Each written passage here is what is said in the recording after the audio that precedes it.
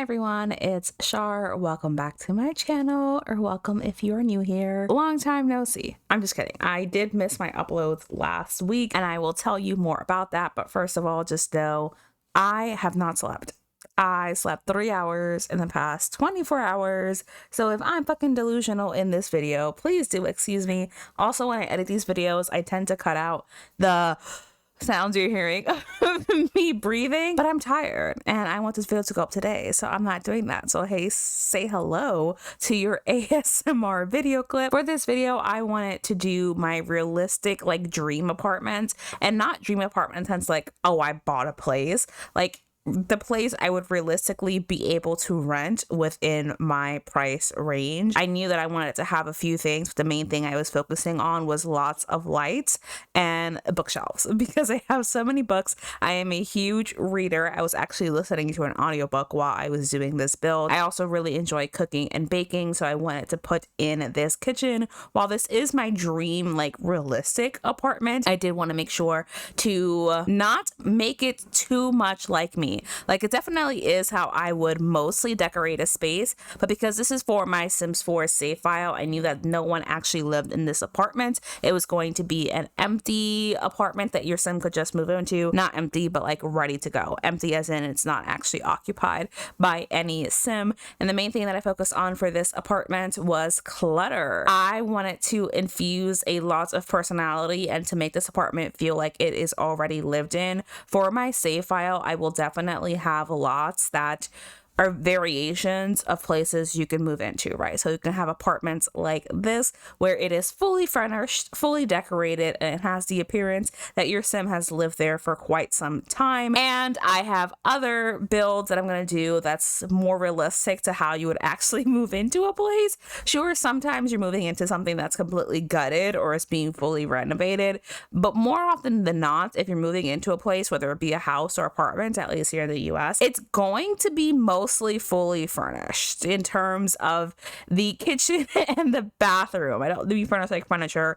I mean like your bathroom will actually have a bathroom. You'll have a like shower and toilet and tub. You will have a kitchen with all of the counters, and the Sims 4 lots, obviously, if you like place them without furnishing them, everything gets removed. And I wanted to have a version of lots that you could move into that were more realistic, but that's not the focus of this apartment. Instead, let me tell you about why I've been MIA for the past week.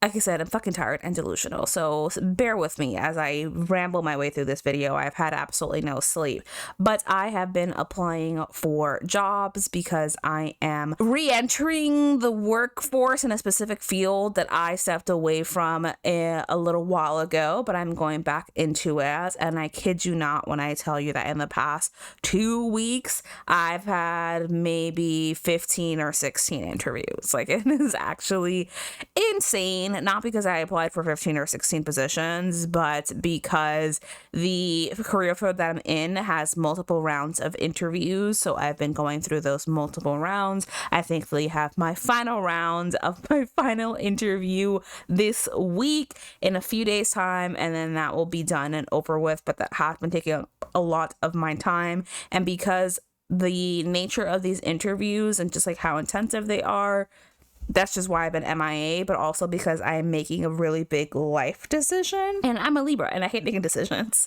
But what I mean is that the interviews I'm applying for are actually in multiple locations throughout the country, and depending on which one I get and which one I feel like would be the most ideal situation for me, where I would be the happiest, where I'm most satisfied with the pay and the terms and the workload, I could be living anywhere in the country in this coming year. And that has been weighing on my mind. I could quite literally be in California by the time the summer is over. I just don't know. Not that it makes a difference to you, because I don't record with FaceTime.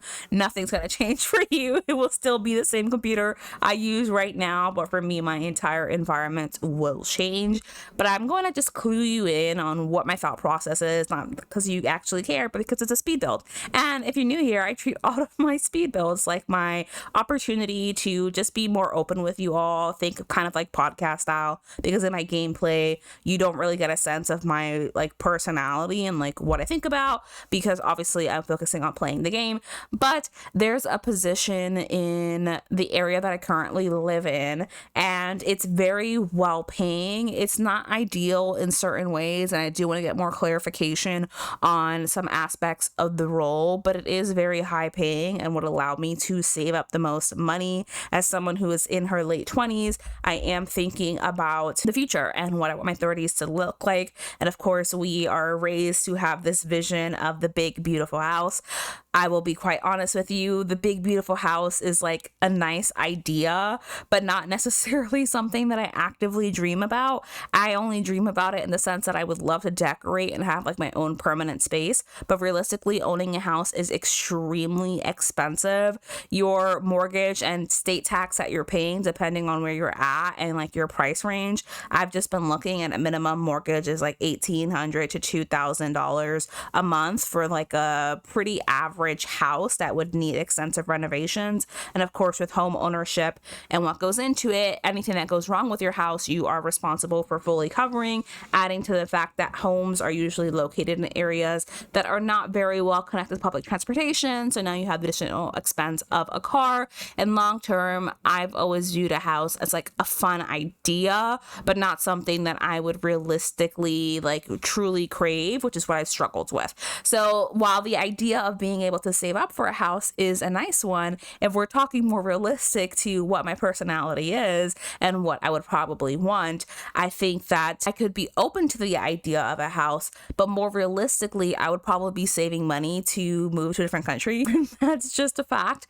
There are some countries where if you buy real estate, if you buy property in that country, it allows you to stay there as not a citizen, but more like a resident. It gives you essentially a visa of sorts. I'm not familiar with immigration laws. I just know that it allows you to stay in that country and to work and live in that country because of the visa scheme that you now belong to. And if you're not familiar with it, getting a visa can be a very, very difficult process depending on your country of origin and the country that you are trying to move to. But it's something that is in my mind, and that's why the position that is closer to the area that I'm currently in is something that I'm thinking about, just because it would allow me to save the most money and within a year or two to be able to leave the US and to live in a different country. But the other part of me is like, I would really love to have my own space. I definitely have the decor bug. And again, I am in my late 20s, so I am craving like my own independent space once again. During COVID, I moved back in with my family like a lot of people did. And while I am ready to get out, I do recognize that in a couple of years' time, I could have enough savings, and I am in that position of privilege that I like my family and I'm able to live with my family, that I can save money, because otherwise that just simply would never happen.